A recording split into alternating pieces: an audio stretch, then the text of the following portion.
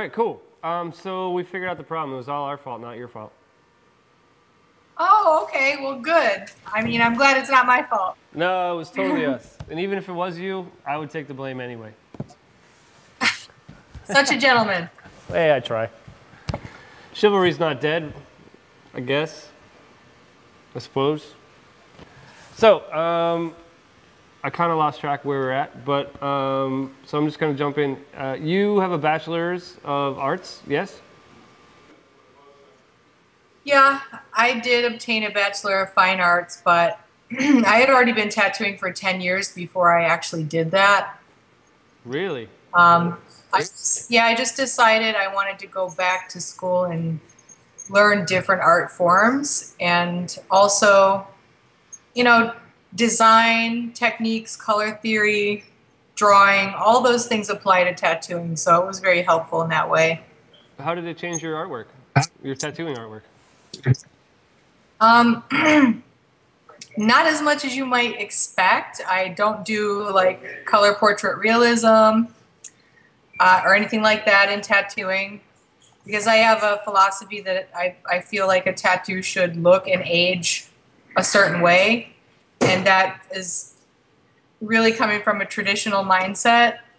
So where my fine art meets my tattooing has to do with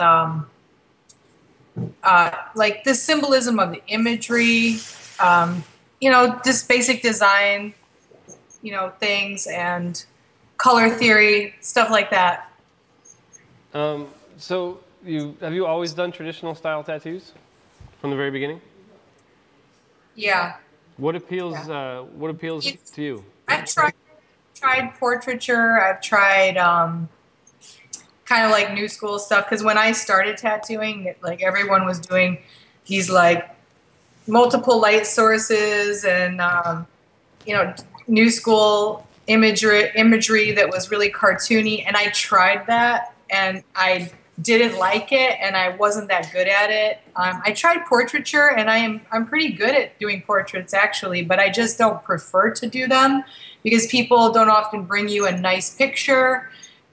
You know, one with contrast, of course, and people don't, and those tattoos to me, even if you saturate them with the proper amount of black, they just, the more realistic they get, I feel like the less they actually retain their shape and value over time. Just because we're living beings and our skin is alive and we consume the pigment over time, and the sun tends to break down pigments under our skin over time. And I just think the traditional like filter works better for tattooing specifically. And, you know, I also don't think that an oil painting should look like a tattoo either, because it's a completely different medium and art form altogether. I can understand that. How long have you been painting? There's one of my paintings, yeah. So yeah, they're somewhat more realistic, but they're really very expressionist. Like the looseness of the brush and the paint, the material of the paint is so fluid.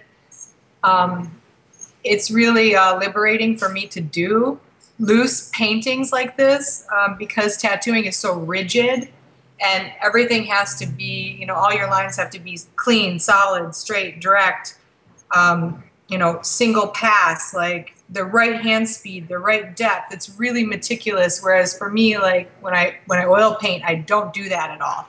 I just like, I put the right colors on the brush and I let the paint do what it does.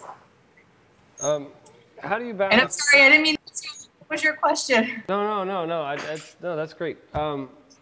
How do you balance being an owner of two different shops and a painter and a tattooer? How do you balance all of these things? Oh, I'm also a mom and a wife. Okay, so... And I have a lot of support from my family, so that helps. My husband's really awesome, and my kids are really cool. And also I have a lot of support from people that work at my shops. The artists are really great that work with me, and they're all really responsible. They all have a really good work ethic, and those are things that help me to make this environment function for everyone. So yeah, I mean, I couldn't do half the stuff I do if it weren't for the people that I surround myself with. The tattoo lifestyle is all-consuming often. How do you find the time? Like, how can you be a mom and a tattooer? Is it ever difficult for you? Well, yeah, I mean, you know, life is full of its challenges, and you know, sometimes the focus tends to be more on one thing than another, and I think it's really important as an artist or a tattoo artist to not be so self-absorbed. It's difficult to do that because our job requires us to have 100% focus at all times. But as time goes on, I've been tattooing for like almost close to 17 years. And as time goes on, you hone your skills to the point where you just put yourself a little bit on autopilot because you kind of know your methods. And then that allows you the liberty to focus on other things.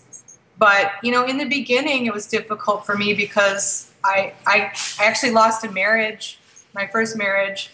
And I think, although there were many layers to that onion, tattooing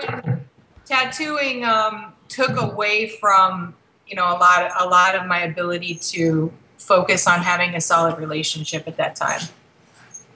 Do you travel often? I do travel, not as often as some people do. I don't have the opportunity because I'm balancing so many things. But, you know, I go to conventions. Like in October, I'm going to the Bay Area Tattoo Convention. I usually go every year, unless there's something, you know, impressing that I can't make it. But I've been to Italy recently, and I had a good time. I've been to Pennsylvania. I've done guest spots. There was a period of time, though, when I was going through my divorce where I traveled a lot. I went like at least one place every month. And I think when my kids are a little older, I actually get to travel more. How old are your kids? I've got a 20-year-old daughter, and I've got a 12-year-old daughter, and I've got an 11-year-old stepdaughter. Wow. I'm sorry, a 13-year-old. My middle one is 13, and she's going to be like cringing when she hears me say she's 12. But Mom, I'm not 12 anymore. I'm 13. I've got two daughters. I can relate, 19 and 17, so I can understand. It's a fun age. Teenagers are cool. Yeah, I guess so. They can be. What were you doing in Italy? I tattooed at the Napoli Tattoo Convention with my friend Mike Chambers. We shared a booth, me and him and his I think it's, I don't know if Jake is his partner or not, but Jake Del Bene was there too. And we had a great time. Yeah, Mike's great. I love his work. Yeah, he's such a cool guy. He's so fun. When I went to Pennsylvania, I went to his shop and I tattooed there for just a couple of days. But I had poison ivy really bad. I didn't know, so I had to leave early. But we had our auras photographed. Oh yeah? What color? What color did you come up with? Well, apparently mine is rare, and because it's like a rose color. And she was a really cool person. I don't know. I probably could give her a plug. I think her Instagram thing is called Radiant Human. And she just goes from town to town and she takes these photos, and she's got this really cool method. She has you put your hands on these like metal silver plates, and it's, you know, it's supposed to receive your energy, and somehow it turns it into like a color Polaroid of you, and then with your energy sort of like that surrounds you. It's super cool. It sounds pretty cool. I want to try that for sure. So what do you have for projects coming up in the future? Are you traveling? Are you working on any specific paintings? What are you trying to do with yourself and your career? I have a YouTube channel that I'm working on. It's kind of fun. I'm just still working it out, so it's not really quite fleshed out. But I'm playing around with like just showing everyday life at the shop and then everyday life at my studio, and just so people can get a sense of what my life is really like. I don't know why. I think maybe it might be interesting to some folks. And I'm just working on my paintings and tattooing and developing this character called Needles the Clown. Because I like to play the ukulele. It's really cool. I think all these art forms are essential for some people. For me, I think it helps me. I have maybe some different like psychological things that I use these forms of art to sort of cope and express ideas about this world that I find difficult. Do you think and tattooing is not somewhere that you can do that. Like I can't use tattooing for my own needs. It's really, tattooing for me is for other people. So that's why I do all these other projects. So do you think it's important to branch out and do music and do other things outside of tattooing? Would you recommend that to other people? Only if you have a good solid grasp on your tattooing technique and practice. Otherwise, I would say you need to focus 100% on just being a good tattooer. Now, I read somewhere that I'd like to just... I read somewhere that you did your first tattoo in a bathroom, like at 12 or 13 years old. Would you recommend other people do the same? I didn't do my first tattoo in a bathroom, no. I read it in an article. I don't remember which. Yeah, you should email me that article. No. First tattoo I ever did was a hand poke on myself. It was not in a bathroom.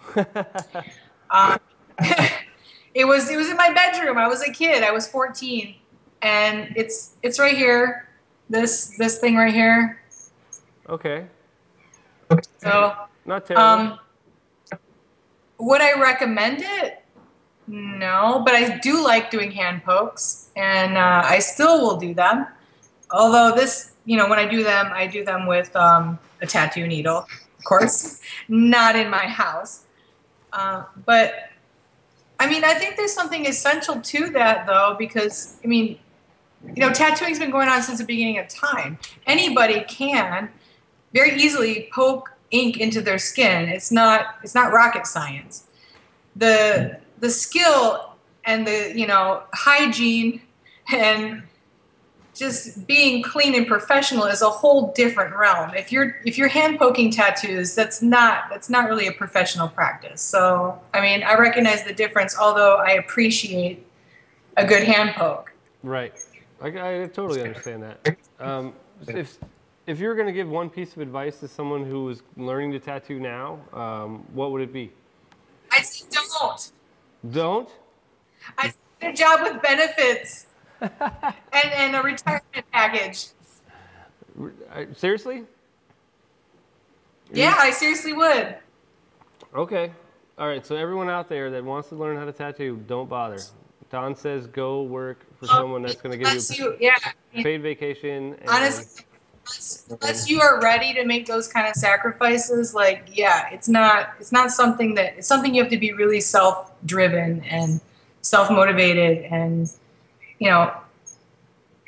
not afraid to try new things. You can't expect to tattoo and be a tattoo artist and punch a time clock. You can't expect to come in, do your tats, and leave. It is all encompassing into your life. I agree. And unless you build it for yourself. So, do you think that all of the exposure that tattooing has been getting through, social media and reality TV, do you think that has helped the tattoo world or hurt it? I don't know. I don't like the tattoo world. I realize that we have this subculture that is the tattoo world. But I just live in a world, you know, and I don't really know. I think it's probably helped and hurt. You know, it's difficult to say. I kind of I liked it in the beginning because it was so subversive and not so common. And now that it is, I appreciate that I have this ability to make a living and support my kids. But at the same time, I think it's lost its charm in a way. Do you think if you could have seen the future of where it was going, you would have chosen a different path? No way, because early on when I first started tattooing, I even said, "Oh my God, we should have a real world at a tattoo shop," and that was like in 2000, you know, when the Real World actually aired on MTV. So I kind of foresaw it anyway coming. Yeah. Do you think it's ever going to get anywhere close to where it used to be? Do you think that public interest will wane a little bit and people will stop thinking it's such a spectacle? I mean, everything has its day. I don't know. Let me think about that for a second.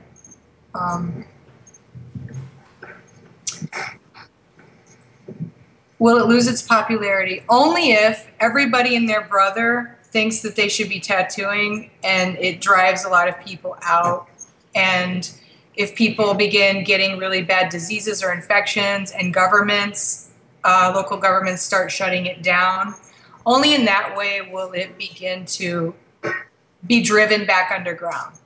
You know, it's very possible. I think that's already started to happen. I mean, there's already, you know, every college kid, there's one kid on the floor of the dormitory that's doing, you know, stick and pokes in his room.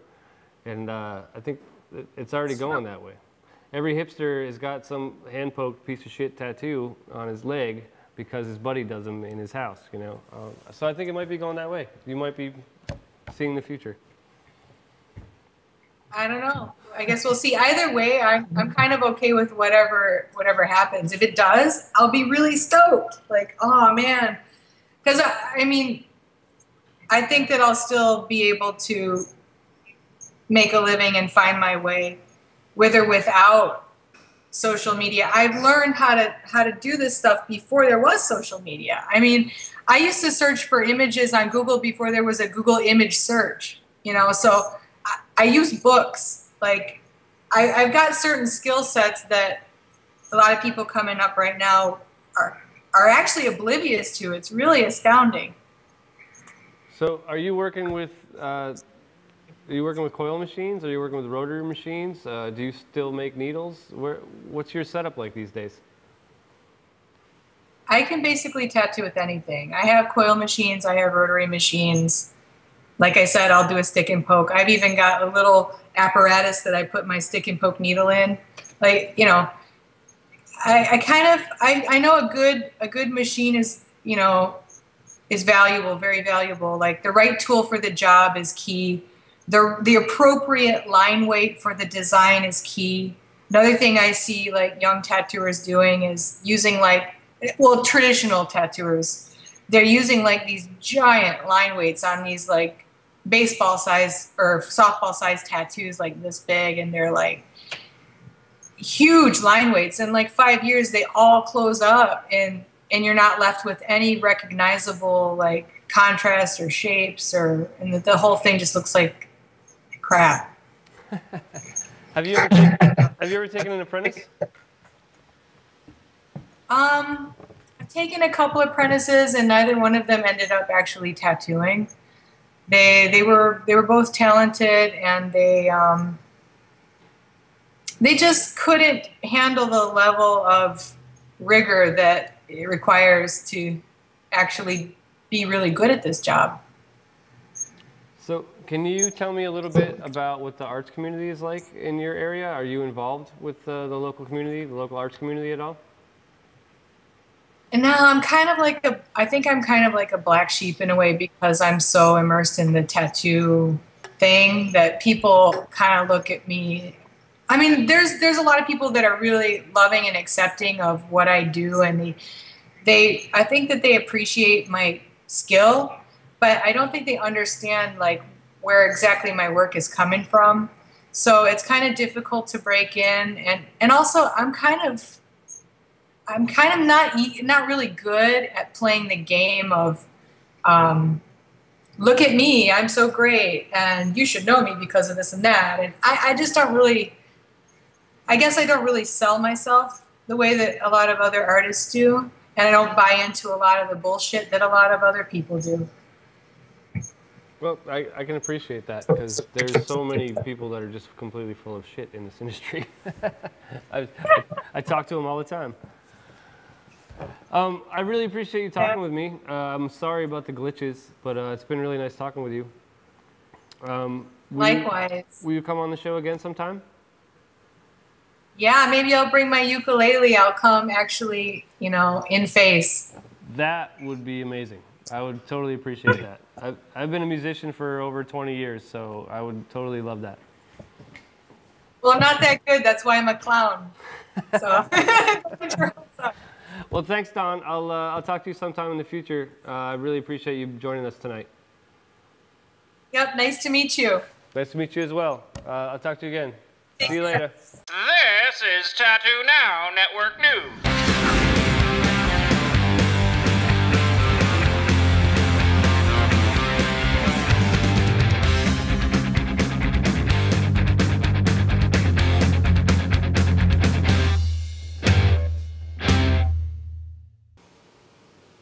So we're here. It's September 5th, 2016, with another edition of Off the Map Live. That was Ben. Ben's awesome. Let's hear it for Ben. So it is National Cheese Pizza Day, which is super rad. I think everyone here had some cheese pizza earlier. Is that right? Yeah. Cool. It's also Be Late for Something Day. It was on time, though. That's good, because if you're going to order a cheese pizza now and it's also Be Late for Something Day, that's going to suck. But whatever. Also, today is Freddie Mercury's birthday, which totally kicks ass, because, well, it was his birthday, but I guess it still technically his birthday. Anyway, for his birthday, there was an asteroid that was named after him. They called it Freddie Mercury, which is they did a creative job with that. The asteroid was also discovered in 1991, which was the year that he had passed away.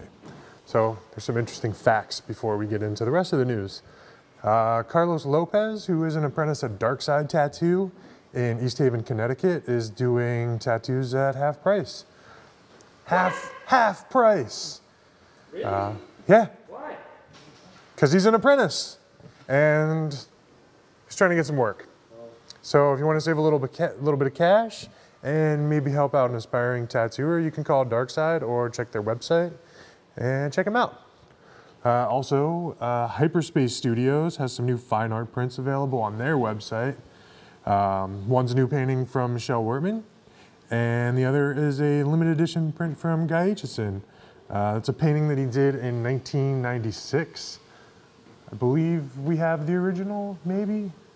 Is that it? I don't think that's it. I don't know. No, Well, we do have some, that's not it. But we did pick up some sweet paintings from Guy. we have a room full of them now. There's so many.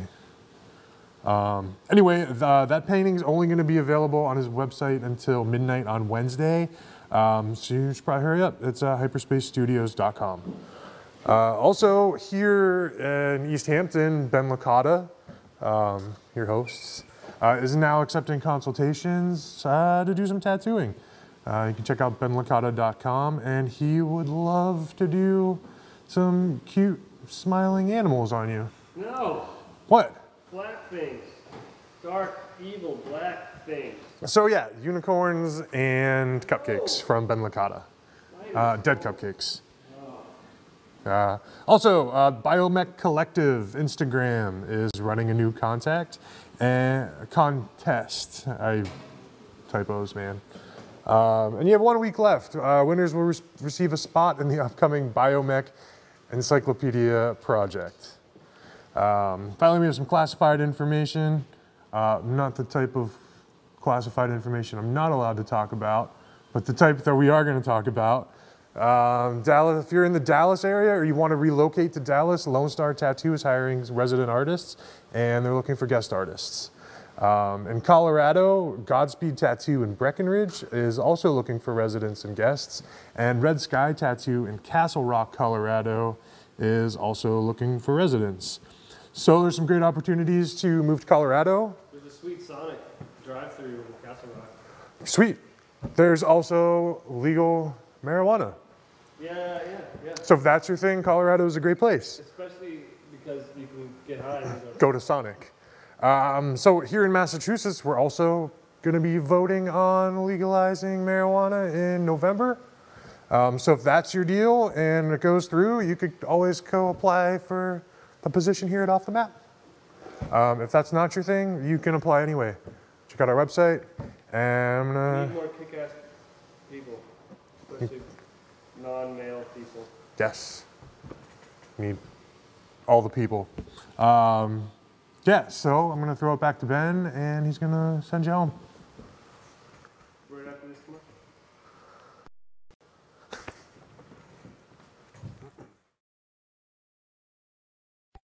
Tattooing began with the brave. It's not for the weak of mind, body, or spirit. It was a rite of passage, a claim to one's identity. These days, mainstream culture is doing everything it can to strip us of our identities. Society today works overtime to wear us down. It begins with politics and the circus that we once called the news, filtering all the way down to the in-your-face advertising, trying to make you afraid to be who you are just so they can make a dime off your conformity. 10,000 advertisements a day is enough to confuse anyone. Layoffs, Ponzi schemes, bankruptcy, unemployment, poverty, and illiteracy in our own country. Everyone is a loner. Everyone's life is an epic journey full of tough battles. Today, everyone is fighting hard to be what they want to be in times of great strife. Everyone is an artist. Even the businessman picks out a tie every morning. Sometimes the only space in our control is our own skin and bones. Never before in the history of the world have so many people felt like they were left behind. So I ask you, give your tattoos the best. Because in times like these, marking our skin might be one of the bravest things we can do. Fight the good fight. It's your life. It's your skin.